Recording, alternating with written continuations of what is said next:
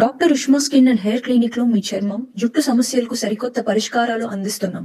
మొటిమలు, చర్మ దురద, వయసు కారణంగా వచ్చే చర్మ సమస్యలు లేదా జుట్టు సమస్యలైనా మేము మీకు సరైన చికిత్సను అందిస్తాం. మా విజయవాడ మరియు మచిలీపట్నం బ్రాంచీల్లో మీకు సౌకర్యంగా సేవలు అందిస్తాం.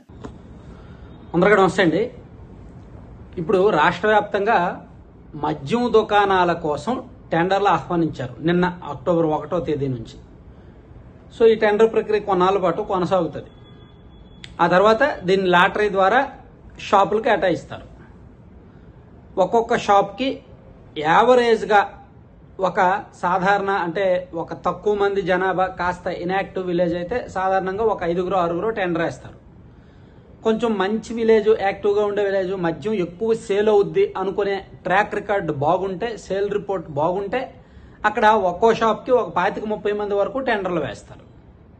అలాగే బార్లకు ఎక్కువగా కాంపిటీషన్ ఉంటుంది. కొన్ని సెంటర్లో ఉన్న బార్లకి విపరీతమైన కాంపిటీషన్ ఉంటుంది. 50 నుంచి 60-70 టెండర్లు కూడా వస్తాయి. ఒక షాప్కి అన్ని దరఖాస్తులు కూడా వస్తాయి, వచ్చే సందర్భాలు కూడా ఉన్నాయి.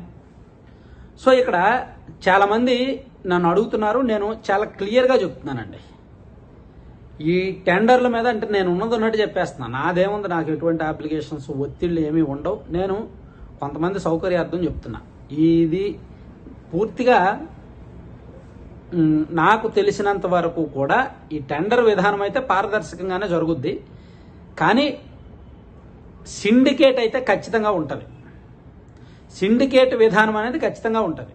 అంటే ఫర్ ఎగ్జాంపుల్ ఏదో ఒక నరసన్నపేట నియోజకవర్గంలో నరసన్నపేటలో మీకు బారు కావాల్సి వచ్చింది. అక్కడ ఆల్రెడీ ఆ బారు ఎవరికి ఇవ్వాలి అనేది లోకల్లో డిసైడ్ అయిపోయి ఉంటుంది.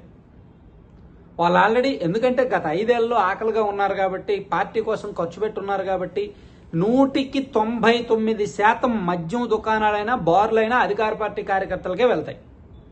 సో దానిలో ఎవరు తీసుకోవాలి, దానిలో ఇప్పుడు నేను వేసాను ఒక చోట ఎక్కడో మద్యం దుకాణంకి. సో నాకు టెండర్ వచ్చింది అనుకుందాం. నాకు టెండర్ పలానా షాపుకి నాకు టెండర్ వస్తే నన్ను ఖచ్చితంగా ఒత్తిళ్ళు ఉంటాయి. ఆ షాపు ఆశిస్తున్న వాళ్ళు ఒక 10 మంది నా దగ్గరకు వస్తారు. తలో 10 పైసలు వాటా పెడతాం అంటారు. నేను ఒప్పుకోకపోతే నన్ను అక్కడ బిజినెస్ చేయనివ్వరు, ఖచ్చితంగా చేయనివ్వరు. వాళ్ళకు వాటా ఇచ్చేస్తే నాదొక 20 పైసలు ఉంచుకొని మిగిలిన వాళ్ళందరికీ ఒక 8 మందికి తలా 10 పైసలు వాటా ఇవ్వాల్సి వస్తుంది. ఖచ్చితంగా ఇవ్వాల్సి వస్తుంది. ఇవ్వను, ఇది నా పేరు మీద వచ్చింది, నా ఇష్టం అంటే మాత్రం కుదరదు. ఏదో ఒక విధంగా ఇబ్బంది పెడతారు. అలా రాష్ట్ర వ్యాప్తంగా ఆ పరిస్థితి అయితే ఉంటుంది. అలాగే ముందుగానే కొన్ని చోట్ల ఒప్పందం, ఇదిగో పలానా చోట షాపు నీకు, సో నీ తరపున మేము కూడా టెండర్ వేస్తాం. ఇప్పుడు ఒకే వ్యక్తి 10 టెండర్లు వేయొచ్చు. ఒకే వ్యక్తి ఒక షాప్కి 10 టెండర్లు వేయొచ్చు కాక ఎంత వచ్చినా తనకే వస్తుంది. 10 టెండర్లు వేసినా తనకు రాకుండా వేరే వాడికి వచ్చిందంటే మాత్రం అతను ఊరుకోడు కదా.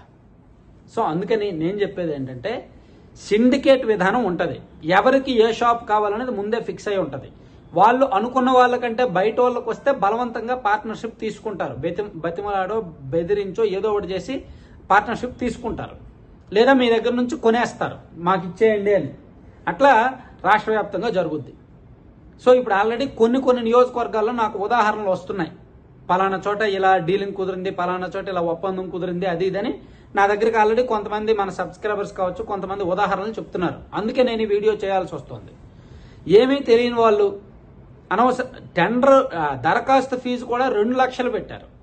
వాళ్ళేమి దరఖాస్తు ఫీజు తక్కువ పెట్టాల, 2 లక్షలు పెట్టారు. 2 లక్షలు కూడా నాన్ రిఫండబుల్. మనం దరఖాస్తు ఫీజుగా 2 లక్షలు కట్టేసి ఒక షాప్కి టెండర్ వేస్తాం. మనకి రాకపోతే 2 లక్షలు ఏమైనా రిటర్న్ ఇస్తారంటే ఇవ్వరు.